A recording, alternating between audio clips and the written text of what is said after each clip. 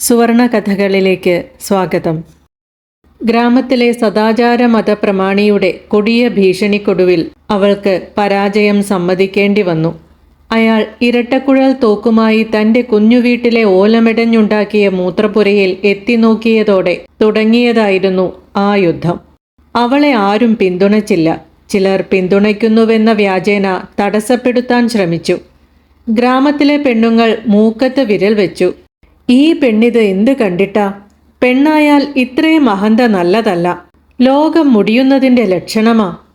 ഇരട്ടക്കുഴൽ തോക്കുകാരൻ ഉണ്ടാക്കിയതിനേക്കാൾ മനോവേദന അപ്പോൾ അവൾക്ക് തോന്നി. അവൾ വിട്ടുകൊടുക്കാൻ തയ്യാറായിരുന്നില്ല. അവളുടെ കീഴ്സ്ഥായിയിൽ തുടങ്ങിയ നേർത്ത പ്രതിഷേധം അവളെയും കടന്ന് മുമ്പേ നടന്നു. പലവരും അവളുടെ പഠനം നിലച്ചു. വീണ്ടും ഒരു ഊർധ്വനിൽ അവൾ ബിരുദവും അത് കഴിഞ്ഞൊരു ഡിപ്ലോമയും നേടി. ടൂറിസത്തിലുള്ള ആ സർട്ടിഫിക്കറ്റുകൾ അങ്ങേയറ്റം മൂല്യവത്തായിരിക്കുമെന്ന് നഗരവാസികളായ പലരും അവളോട് പറഞ്ഞു. പ്രത്യേകിച്ച് അവൾക്ക് നല്ല മുഖശ്രീ ഉള്ളതിനാൽ ജന്മനാ ഒരു പുഞ്ചിരി ദൈവം അവളുടെ മുഖത്തൊട്ടിച്ചു വച്ചിരിക്കുന്നു. ചില പരിഷ്കാരങ്ങളൊക്കെ ആവുന്നതിൽ തെറ്റില്ല. കുട്ടിക്കറിയോ, എല്ലാവന്മാരും ഇവിടെ പണിക്ക് വന്ന് അവിടെ ലേബേഴ്സിനെ കിട്ടാതായി. പെട്ടെന്ന് അയാൾ എന്തോ ഓർത്തുകൊണ്ട് പറഞ്ഞു, അതൊക്കെ പോട്ടെ, കുട്ടിയെ എനിക്കിഷ്ടമായി, പ്രത്യേകിച്ച് കുട്ടിയുടെ പേര്. കെട്ടിക്കിടന്ന അസഹ്യമായ തൻ്റെ മൂത്രം സേട്ടുവിനോടുള്ള ആദിത്യ മന്ദഹാസത്തിൽ പടരല്ലേ എന്ന് അവൾ പ്രാർത്ഥിച്ചുകൊണ്ടിരുന്നു. ഇടയ്ക്ക് പൊട്ടിയുണരുമോ ആ ആർത്തവ പൂക്കൾ എന്നും ആ പരിഭ്രമത്തിൽ അവൾ ഇടയ്ക്ക് ശങ്കിച്ചു. വൃത്തിയുടെയും വെടിപ്പിൻ്റെയും ഭീമാകാരമായ ഗ്ലാസുകളും വെട്ടിത്തിളങ്ങുന്ന വിലയേറിയ പരുക്കൻ ടൈൽസ് പാകിയ വഴിത്താരയും പിന്നിട്ട് അവരുടെ വണ്ടി ഹോട്ടൽ മുറ്റത്തെത്തി. വലിയ ലഗേജുകളൊന്നുമില്ലെങ്കിലും റൂം സർവീസിൽ നിന്നുള്ള ബംഗാളി ഓടിയെത്തി. അവനെ ഗൗരവത്തിൽ സൂക്ഷിച്ചു നോക്കിക്കൊണ്ട് സേട്ടു ഹിന്ദിയിൽ ചോദിച്ചു, ബംഗാളിൽ നീ എവിടെയാ? ട്രോളി ഉന്തുന്നതിനിടയിൽ കുട്ടിയുടെ മുഖമുള്ള അവൻ അയാളോട് ചിരിച്ചുകൊണ്ട് പറഞ്ഞു, ബംഗാളിൽ തന്നെയാണ് സർ. എന്താടോ നിന്റെ പേര്? പേര് പറഞ്ഞതും സേട്ടുവിൻ്റെ മുഖമൊന്നു ചുവന്നു. സത്യം പറയടാ, നീ ബംഗ്ലാദേശിൽ നിന്ന് ചാടിയതല്ലേ? അവൻ നിഷ്കളങ്കമായി ചിരിച്ചുകൊണ്ട് പെട്ടി താഴെ സൂക്ഷ്മമായി വെക്കുന്നതിനിടയിൽ പറഞ്ഞു, ഇല്ല സർ, ഞാൻ ബംഗാളിൽ തന്നെയാണ്. പെട്ടി ഒരു മൂലയിലേക്ക് ഒതുക്കി അവൻ ചിരിച്ചുകൊണ്ട് പറഞ്ഞു, ഇപ്പോൾ ബംഗ്ലാദേശിൽ നിന്നും ആരും ചാടി വരുന്നില്ല സർ. അവിടെ തുണിമില്ലിലൊക്കെ ഇഷ്ടം പോലെ പണിയുണ്ടിപ്പോൾ സർ. നീ വലിയ വാചകമൊന്നും അടിക്കേണ്ട. അവിടെ ക്രൈമൊക്കെ ഒപ്പിച്ച് ഇവിടെ വന്ന് പൊങ്ങാറുണ്ടെന്ന് ഞങ്ങൾക്കറിയാം. സേട്ടു പേഴ്സ് തുറന്ന് മുഷിഞ്ഞ 10 നോട്ടെടുത്ത് നീട്ടിക്കൊണ്ട് പറഞ്ഞു. കണ്ടുകൊണ്ടിരുന്ന അവൾക്ക് വല്ലായ്മ തോന്നിയെങ്കിലും ഇരുവരെയും നോക്കി ഒരൽപ്പം ജാള്യതയോടെ അവൾ നിന്നു. ആ 10 നോട്ട് വാങ്ങി പോക്കറ്റിലിട്ടുകൊണ്ട് അവൻ നന്ദി പറഞ്ഞു പുറത്തേക്കിറങ്ങി. അവൻ്റെ പോക്ക് കണ്ട് പരിഹാസപൂർവം ചിരിച്ചുകൊണ്ട് സേട്ടു പറഞ്ഞു, അവൻ്റെ പോക്ക് കണ്ടില്ലേ, വലിയ പ്രൊഫസറാണെന്നാ വിചാരം. പെട്ടെന്ന് എന്തോ ഓർത്ത് സേട്ടു പറഞ്ഞു, ടിപ്പ് 10 കുറഞ്ഞു പോയോ? അവൾ ചിരിച്ചു നിന്നതേയുള്ളൂ. പെട്ടെന്ന് അയാൾ വാതിൽ തുറന്നുകൊണ്ട് അവനെ പ്രാകൃതമായി കൈകൊട്ടി വിളിച്ചു.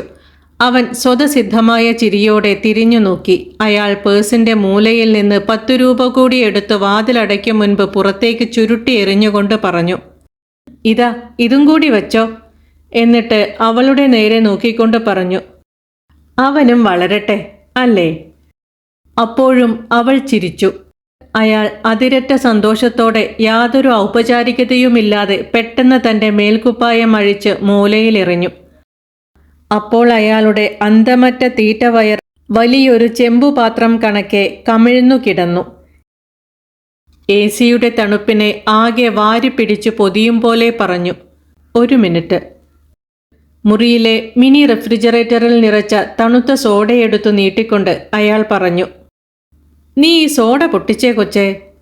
അതുമേൽപ്പിച്ച് അയാൾ പെട്ടി തുറന്ന് രക്തനിറമുള്ള മദ്യക്കുപ്പി തുറന്ന് മൂക്കോടടുപ്പിച്ച് മുകളിലേക്ക് ആഞ്ഞു ശ്വസിച്ചു. പിന്നെ എല്ലാം പെട്ടെന്നായിരുന്നു. അയാൾ കുടുകുടെ 3 തവണ ഗ്ലാസ് കാലിയാക്കി. അവൾ തൻ്റെ ഉടലടക്കി നിന്നുകൊണ്ട് ചോദിച്ചു, സർ, താങ്കളുടെ പ്രോഗ്രാം ഷീറ്റ് വായിക്കട്ടെ.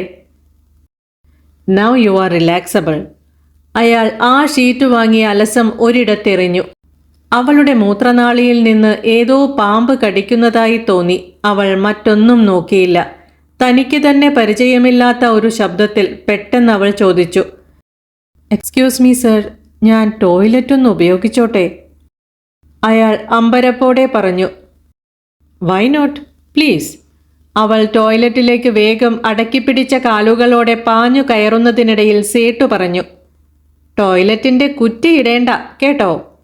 അവൾ വീർപ്പുമുട്ടലോടെ തിരിഞ്ഞു നിന്ന് ചോദിച്ചു, മനസ്സിലായില്ല സർ. അയാൾ ശൃംഗാരച്ചിരിയോടെ പാൻസ് അഴിച്ച് ദൂരെ ഇടുന്നതിനിടയിൽ പറഞ്ഞു, ടോയ്ലറ്റിന്റെ കുറ്റിയിടേണ്ടെന്ന്. അവൾ കിതപ്പോടെ ടോയ്ലറ്റിലേക്ക് കടന്നു. വാതിൽ കുറ്റിയിടാതെങ്ങനെ? കുറച്ചു സമയം അവൾ സ്വയം മറന്ന് വാതിലിൽ കിതപ്പോടെ ചാരി നിന്നു. ടോയ്ലറ്റിന്റെ ഭംഗിയും വിശാലതയും അവളുടെ കണ്ണിൽ കുപ്പിച്ചില്ലുപോലെ വന്നു തറയ്ക്കുന്നതായി തോന്നി. അതിൻ്റെ അതിരുകവിഞ്ഞ വൃത്തിയാണ് അവളെ ഭയപ്പെടുത്തിയത്. അവൾ വാതിലിൽ ചാരി നിന്ന നിലയിൽ വസ്ത്രങ്ങൾ അഴിച്ച് അവിടെ തന്നെ ഇരുന്നു. ടോയ്ലറ്റിന്റെ വിശാലതയും കലാപരമായി വിന്യസിച്ച വിളക്കുകളും ചതുരപ്പെട്ട നിലയിൽ തുറിച്ചു നോക്കുന്ന കണ്ണാടിയും അവളുടെ ഭയത്തെ പുനർനിർമ്മിച്ചുകൊണ്ടിരുന്നു. അവൾ കിതയ്ക്കുന്ന ഒച്ച അവളുടെ തന്നെ ചെവിയിൽ മറ്റാരുടെയോ ശ്വാസം പോലെ വന്നു വീണുകൊണ്ടിരുന്നു. കൂട്ടത്തിൽ വിലപിടിപ്പുള്ള ചുമർ ടൈൽസിൽ തൂക്കിയിട്ട ഫ്രെയിം ചെയ്ത ഒരു പെയിന്റിംഗ് അവളുടെ ശ്രദ്ധ ആകർഷിച്ചു. എപ്പോഴും അവളെ ആലോചിപ്പിച്ചുണർത്തിയ ഒരു പെയിന്റിങ്ങിന്റെ മൃദമായ പകർപ്പ് കോപ്പിയായിരുന്നു അത്. അതെ, അത് ഓൾഗ ഒക്കിനോവ തന്നെ. വാതിലിനപ്പുറത്തുനിന്ന് അയാൾ അക്ഷമയോടെ വിളിച്ചുകൊണ്ടിരുന്നു. അവൾ എഴുന്നേൽക്കാൻ ശ്രമിക്കുമ്പോഴാണത് കണ്ടത്. മലം, മൂത്രം, പിന്നെ കുറച്ച് രക്തത്തുള്ളികൾ എല്ലാം കലർന്ന് വെറും നിലത്ത് കിടക്കുന്നു. അതവളെ ക്ഷണിക്കുന്നതായി തോന്നി. ദേഹമാകെ അത് വാരിപ്പോശി പൂർണ്ണ നഗ്നയായി അവൾ ടോയ്ലറ്റിൽ നിന്നും പുറത്തു കടന്നു. മറ്റൊരു കഥയുമായി വീണ്ടും കാണാം. പ്രതീക്ഷയോടെ. നന്ദി.